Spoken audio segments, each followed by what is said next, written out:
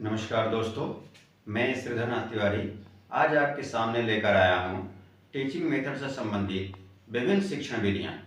दोस्तों, बच्चे बीएड कर लेते हैं और बीएड करने के बाद बहुत सारी शिक्षण विधियों को नहीं जानते हैं कि किसी विषय को पढ़ाया कैसे जाए, क्योंकि बीएड के अंतर्गत हमें यही जानकारी दी जाती है कि हमें किसी विषय को पढ़ाना है तो कैसे पढ़ाएं। इसके लिए विभिन्न शिक्षण विधियाँ, विभिन्न शिक्षण सिद्धांत और विभिन्न मेथड यूज किए जाते हैं, टैक्टिक्स, युक्तियाँ इत्यादि। तो आइए आज देखते हैं कि विभिन्न शिक्षण विधियाँ क्या है जिसको कि हम पढ़ाने के दौरान यूज करते हैं। देखते हैं सबसे पहले आगमन विधि को। ये आगमन विधि इसको अरस्तु ने दिया था और इसमें उदाहरण से नियम की ओर जाते हैं और विशेष से सामान्य की ओर, अर्थात किसी उदाहरण, विभिन्न उदाहरणों को दे करके, छोटे छोटे उदाहरणों को दे करके और नियम बताते हैं। तो ये होता है आगमन विधि और इसको अरस्तु ने दिया था। दूसरा है निगमन विधि, इसको विनय महोदय ने दिया था और ये इसमें क्या होता है, सबसे पहले नियम बताते हैं, फिर उसके बाद उदाहरणों से समझाते हैं। ये सामान्य से विशेष की ओर चलते हैं। फिर उसके बाद आता है संश्लेषण विधि।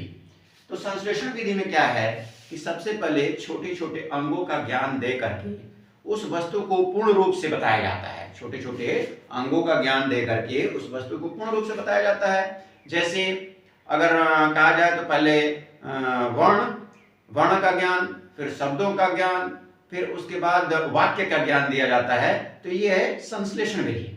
उसी प्रकार दूसरा है विश्लेषण विधि, जिसमें छोटे छोटे अंगों को बता करके और पूर्ण का ज्ञान दिया जाता है।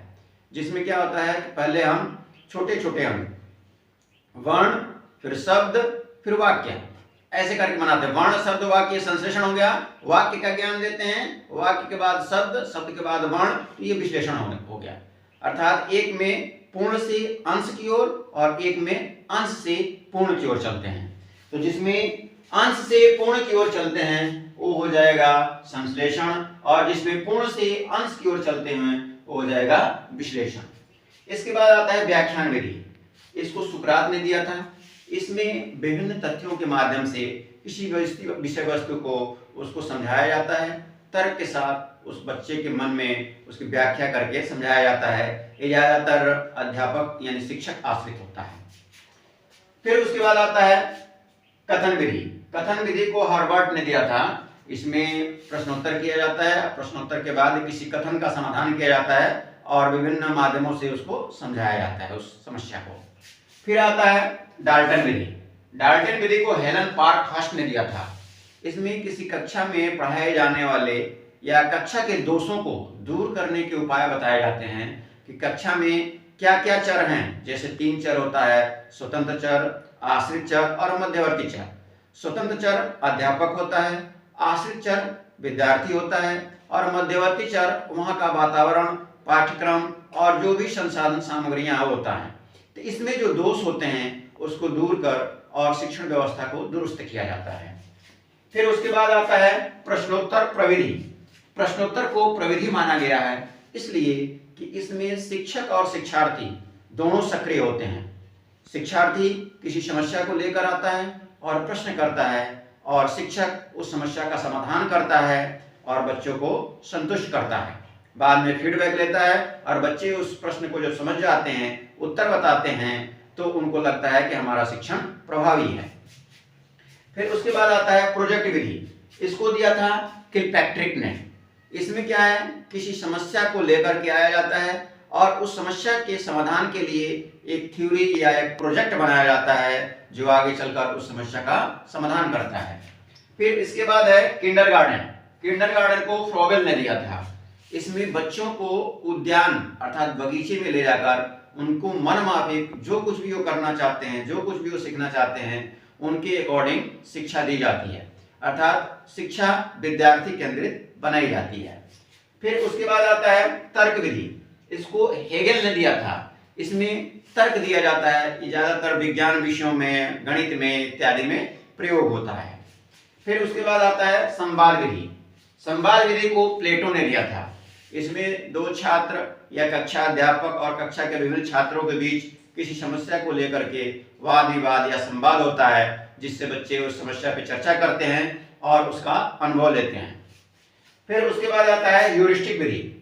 इसको विलियम आर्मस्ट्रांग ने दिया था और ये ज्यादातर विज्ञान विद्यार्थियों के लिए आवश्यक होता है, क्योंकि विज्ञान शिक्षण के लिए ह्यूरिस्टिक विधि अनिवार्य है। इसमें ज्यादातर उदाहरणों के माध्यम से नियम या सूत्रों का निर्माण किया जाता है, जिससे बच्चे किसी सूत्र को समझ करके उसके आधार पर बहुत सारी समस्याओं का समाधान कर लेते हैं। फिर आता है खेल विधि। इसको हेनरी कोल्डवेल कुक ने दिया था। खेल विधि को हेनरी कोल्डवेल कुक ने दिया था और इसमें बच्चों को खेल खेल में किसी समस्या का समाधान करने के लिए प्रेरित किया जाता है और बच्चे खेल खेल में किसी समस्या का समाधान करते हैं। फिर उसके बाद आता है पाठ्य पुस्तक विधि। इसको डॉक्टर वेस्ट ने दिया था, जो पाठ्य पुस्तक को इंगित करते हुए पाठ्य पुस्तक के माध्यम से बच्चों को पढ़ाया जाता है। फिर उसके बाद आता है शोध विधि। शोध विधि को भी आर्मस्ट्रांग ने दिया था। शोध विधि को भी आर्मस्ट्रांग ने दिया था।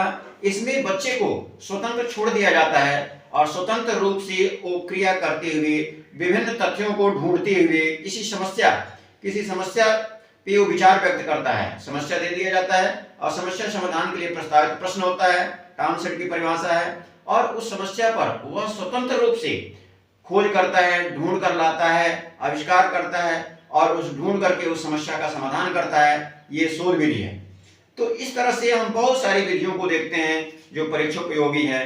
इसी में बहुत से लोगों ने सूत्र भी दिए थे, जिसमें हम शिक्षण सूत्रों के माध्यम से पढ़ते हैं, जैसे ज्ञात से अज्ञात की ओर, सरल से कठिन की ओर, पूर्ण से अंश की ओर, अंश से पूर्ण की ओर। इस तरह की बहुत सारी विधियां हैं, जटिल से सरल की ओर, सरल से जटिल की ओर। बहुत सारी विधियां हैं, बहुत सारे सूत्र हैं जिनके माध्यम से हम शिक्षण को प्रभावी बना सकते हैं। तो आज हम आपके सामने लेकर आए थे विभिन्न शिक्षण विधियों को, जिसके माध्यम से आप विभिन्न प्रतियोगी परीक्षाओं में इसमें से पूछे जाने वाले प्रश्नों को आप उनका समाधान कर सकते हैं। तो आज का मेरा वीडियो आपको कैसा लगा, और अगर अच्छा लगा हो तो इसको लाइक, शेयर और सब्सक्राइब अवश्य कर दें। फिर आगे मैं इससे भी शानदार वीडियो लेकर के प्रस्तुत होऊंगा। धन्यवाद।